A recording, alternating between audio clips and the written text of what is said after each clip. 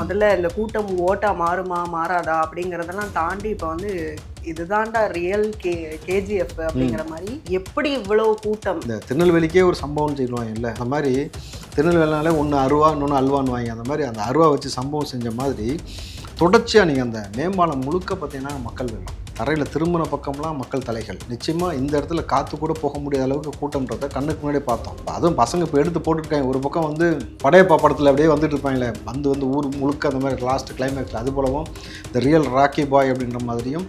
ஆனால் உண்மையாலுமே இந்த சினிமா எல்லாத்தையும் மிஞ்சிருச்சு இந்த கூட்டம். நீங்கள் எந்த சினிமாவுக்கும் இப்படி ஒரு கூட்டத்தை வந்து எவ்வளோ கோடி செலவுக்குனாலும் ஆர்கனைஸ் பண்ணவே முடியாது. 40 கட்சி அவரை எதிர்க்குது.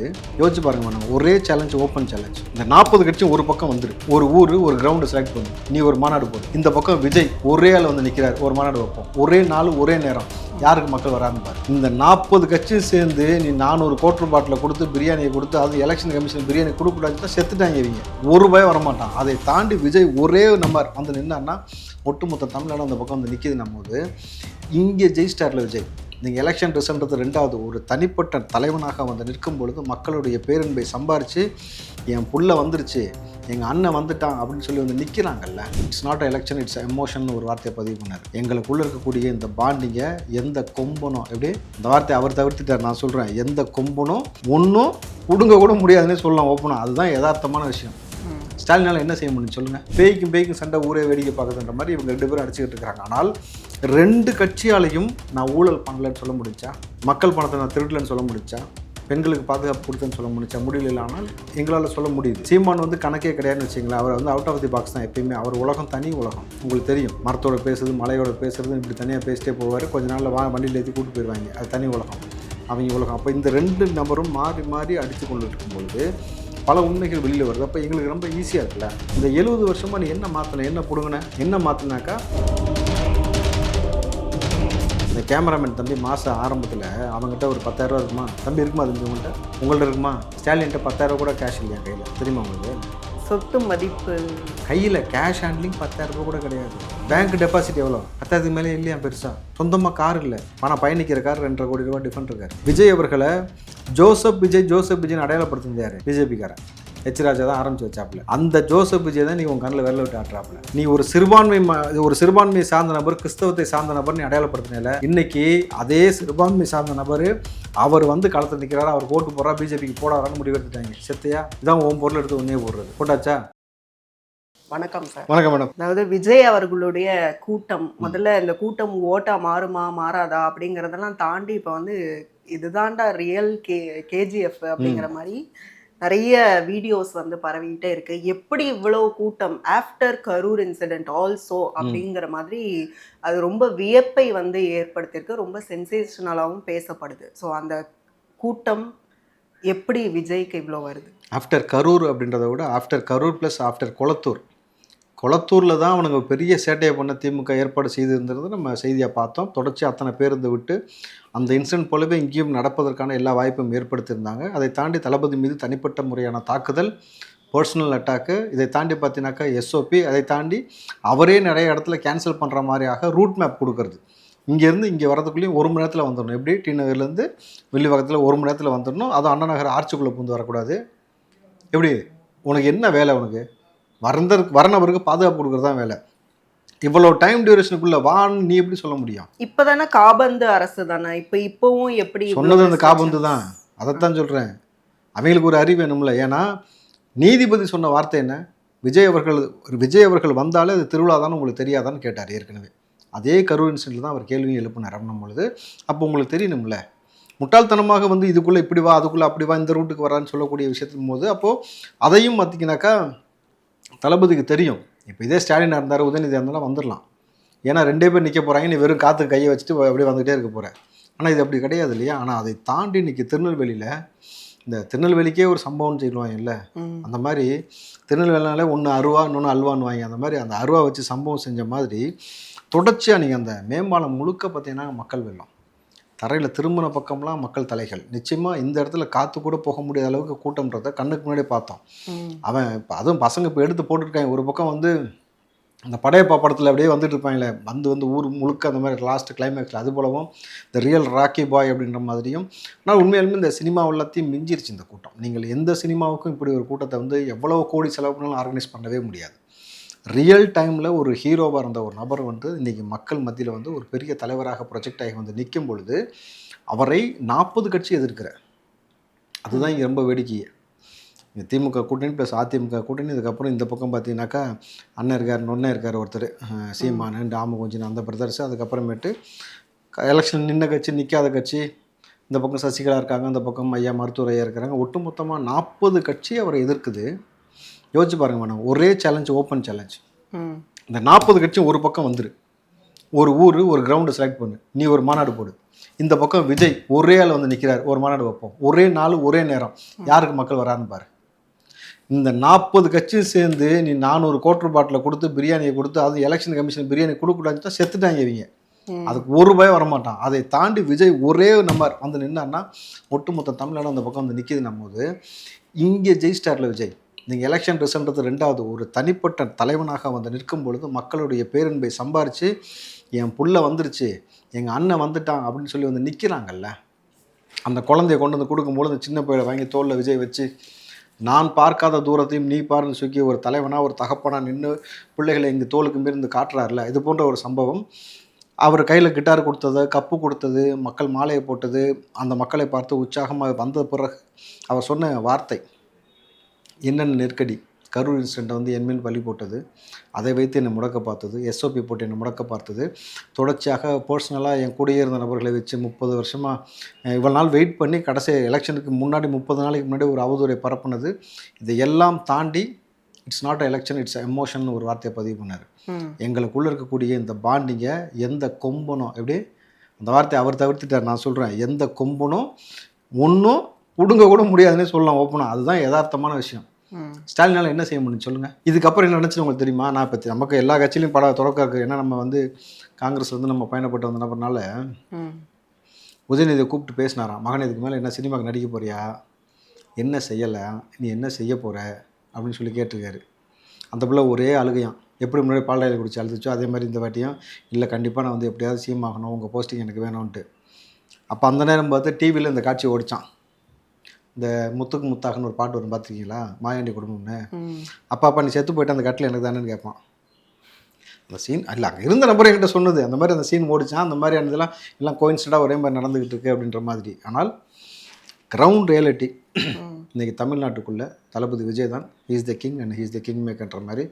அவர் இல்லாமல் இனி அரசியல் கிழமை இல்லைன்றதான் யதார்த்தமான ஒன்று. ஆனால் டிவிகே வந்து டிஎம்கே தான் வந்து தன்னுடைய எதிரி அப்படின்னு சொல்லிட்டு வெர்சஸ் போட்டு சொல்லும்போது, ஆனால் டிஎம்கேவை பார்த்தீங்களா, ஸ்டாலின் அவர்கள் வந்து ஸ்ட்ரெயிட் டு ஸ்ட்ரெயிட் வந்து ஏடிஎம்கேவை மட்டும்தான் எதிர்க்கிறாங்க, டிவிகேவை ஒரு கன்சிடரே பண்ணலைங்கிற ஒரு டாக் இருக்குது. அடி விழுதும் போது எப்படி கன்சிடர் பண்ணுவீங்க?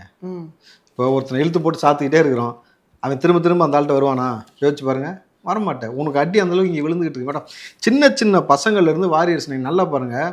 விஜய் அவர்கள் அரசியலில் வந்தது என்ன சாதிச்சார், என்ன செஞ்சான்னு கேட்டாங்க இல்லை, எவன் ஜெயிச்சா எனக்கு என்ன, எவன் தோத்தா எனக்கு என்னன்னு சொல்லி அரசியலை பற்றி கூர்ந்து கவனிக்காமல், குறிப்பாக யங்ஸ்டர்ஸ் தலைமுறை பிள்ளைகள் நீங்கள் யோசிச்சு பாருங்கள். 10 வருஷத்துக்கு முன்னாடி எவனுமே அரசியலை பற்றி கவனிச்சதே கிடையாது. என்னவோ பண்ணிட்டு போ, டீ கடையில் 4 பேர் உட்காந்து பேசும் அரசியல், வீட்டில் வந்து அங்கே சீரியல் ஓடிட்டு இருக்கும், லேடிஸ் ஏதாவது கொஞ்சம் சின்ன அரசியல் பண்ணிகிட்டு இருப்பாங்க, உட்காந்து பேசிகிட்டு இருப்பாங்க, அரசியல் அவங்களுக்கு தெரிந்த அரசியல் அவங்க பேசுவாங்க.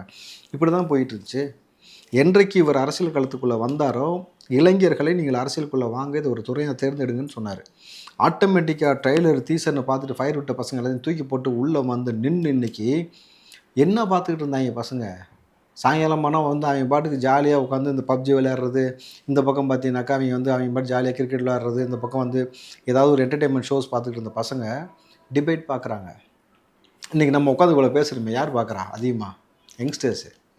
இத்தனை யூடியூப் சேனல் உட்காந்துருக்காங்களே, இத்தனை யூடியூப் சேனலில் எத்தனை பொலிட்டிக்கல் சேனல் இருக்குது, எவ்வளோ பொலிட்டிக்கல் டிபேட்ஸ் நடந்துகிட்டு இருக்கு, எவ்வளோ பொலிட்டிக்கல் இன்டர்வியூஸ் நடக்குது.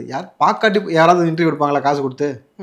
வாங்கன்னு சொல்லி யாராவது பேசுவாங்களா? இவ்வளோ பொருட்செலவு பண்ணி செய்வாங்களா? செய்ய மாட்டாங்க. ஆனால் இன்றைக்கு இளைஞர்களை பார்க்குறாங்க, பேசுகிறாங்க. அந்த இன்னும் சொல்லப்போனால் திமுகவுக்கும் அதிமுகவும் சிம்ம சொப்பனமாக வந்து வலைதளத்தில் நிற்கிறது யாருன்னு பார்த்தீங்கன்னாக்கா இந்த யங்ஸ்டர்ஸு. அரசியல் களத்தில் நிற்கிறது யாருன்னு பார்த்தீங்கன்னா தளபதி விஜய்.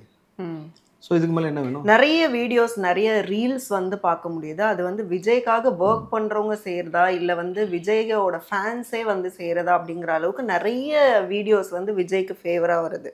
அது எப்படி, அது கட்சி செய்யுதா இல்ல வந்து பொதுமக்கள் பண்றதா? UK, Canada, US, Sri Lanka, Malaysia, Singapore, Qatar, Kuwait, Abu Dhabi இந்த மாதிரி ஊர்லலாம் டிவிகே கட்சி இருக்கு. இல்ல. ஆனால் டிவிகேக்காரன் இருக்கான். ம்ஹும். புரியுதுங்களா? அவன் அங்கே ஒர்க் பண்ணிட்டு இருக்கிறான். ஆனால் அங்கே ஒர்க் பண்ணிட்டு தளபதிக்காக ஒர்க் பண்ணி அனுப்பிச்சிட்டு இருக்கிறான். இண்டிவிஜுவலாக அவன் எடுக்கக்கூடிய முயற்சி, எங்கள் அண்ணனுக்காக நான் செய்வேன். அட்லி ஒரு இதில் சொல்லுவா பிள்ளைப்பேட்டில், எங்கள் அண்ணனுக்கு நான் தான்டா செய்வேன்ட்டு. அதே போல் ஒட்டுமொத்தமாக தளபதி விஜய்க்காக தனிப்பட்ட முறையில் ஆளாளுக்கு வந்து இன்வால்மெண்ட்டோடு செய்கிறாங்க. இவ்வளோ எதுக்கு மேடம்? நீங்கள் யூகேலேருந்தோ யூஎஸ்லேருந்தோ இங்கே வந்துட்டு போகிறதுக்குன்னா ஃப்ளைட்டுக்கு அப் அண்ட் டவுன் 1 லட்ச ரூபா ஆகும். டிக்கெட் செலவு 1 லட்ச ரூபா செலவு பண்ணி புக் பண்ணி வச்சுட்டு எனக்கு எல்லா டிக்கெட்டும் அனுப்பிச்சி வச்சுருக்காங்க. என்கிட்ட தரவு இருக்குது, தரேன். அத்தனை பேரும் ஒரு ஓட்டு போடுறதுக்கு அவனுக்கு வருமானம் அங்கே தான் சம்பாதிக்கிறான், அங்கே தான் இருக்கிறான். எப்பயாவது அவனுக்கு தேவைப்பட்டால் வந்துட்டு போகலாம். ஆனால் இது வரைக்கும் வராத நபர்கள் தளபதி விஜய்க்காக ஓட்டு போகிறதுக்கு 1 லட்ச ரூபா செலவு பண்ணிட்டு வந்து நின்று ஓட்டு போடுறான்னா இதில் சேஞ்ச், இதானே சேஞ்சு? ட்ரமாட்டிக் சேஞ்ச் இல்லை. அரசியலில் வந்து கொண்டு வந்துட்டார்ல யங்ஸ்டர்ஸை, 2 வருஷத்தில் கொண்டு வந்துட்டார். அப்போது ஸ்டெப் பை ஸ்டெப்பாக தான் மாற்ற முடியும். 70 வருஷமாக கெடுத்து வச்சுருக்கானுங்க. நீங்கள் 31 அடித்து சொல்லலாம், அவரை சார்ந்தான எல்லாமே இருக்கும். அன்றைக்கி எல்லா பேரும் அங்கே தான் வந்து நிற்பானுங்க. உங்களுக்கு தெரியும், அன்றைக்கெலாம் வந்து எந்த நபரும் அவருக்கு பக்கத்தில் நிற்கவே முடியாது. அப்படின்னும் பொழுது இதுக்கு மேலே என்ன வேணும் சான்று?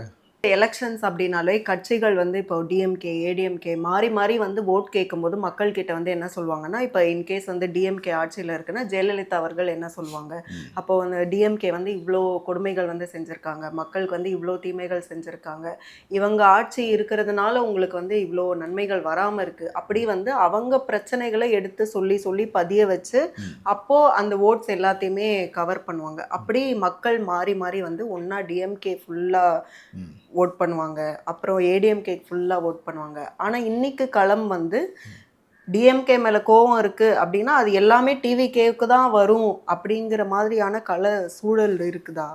அதாவது முன்னாடி நீங்கள் சொன்ன மாதிரி மாறி மாறி பழி சொல்லிப்பாங்க. ஆனால் இன்றைக்கி 2 பேரும் எப்படி மாறி மாறி பழி சொல்லிக்கிறாங்க? நீ ஆட்சியில் இவ்வளோ திருடுன்னு, நீ ஆட்சியில் இவ்வளோ திருடுன்னு, உன் பீரியடில் வந்து பெண்களுக்கு இவ்வளோ பாலியல் பண்ண இருந்துச்சு. இப்போ திமுக என்ன சொல்லுது? அதிமுகவுனா எங்கிறது கம்மி தான், செய்யலாம் தானே சொல்லணும், செயலும் தானே சொல்லணும். திருட்டு பசங்க என்ன சொல்கிறாங்க? அதிமுகவோட கம்மி தான். இப்போது இந்த லாக்அப் டெத் மரணத்துக்கு இப்போ 9 காவலருக்கு மரண தண்டனை கொடுத்துருக்காங்க. இது போல் வந்து எல்லா சம்பவம் அப்போது பேய்க்கும் சண்டை ஊரே வேடிக்கை பார்க்குதுன்ற மாதிரி இவங்க 2 பேரும் அடிச்சுக்கிட்டு இருக்கிறாங்க. ஆனால் 2 கட்சியாலையும் நான் ஊழல் பண்ணலைன்னு சொல்ல முடிஞ்சா? மக்கள் பணத்தை நான் திருடலைன்னு சொல்ல முடிஞ்சா? பெண்களுக்கு பாதுகாப்பு கொடுத்தேன்னு சொல்ல முடிஞ்சா? முடியல. ஆனால் எங்களால் சொல்ல முடியுது.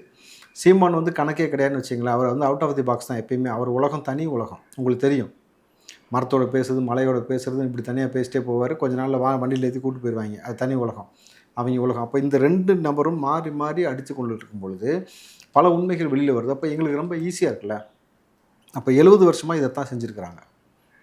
நேர்மையாக இது வரைக்கும் இந்த நபர்கள் இந்த ஆட்சியில் வந்த பிறகு இங்கே சமூகத்தில் மாற்றியது என்ன மாற்றிருக்காங்க சொல்லுங்கள் பார்ப்போம். ஊருக்கு வெளியில் முச்சந்தியில் நிற்கும் எங்கேயாவது ஒரு ஒயின் ஷாப் இருக்கும், அதை ஊருக்குள்ளே மாற்றிருக்காங்க. இவங்க 70 வருஷத்தில் மாற்றினது.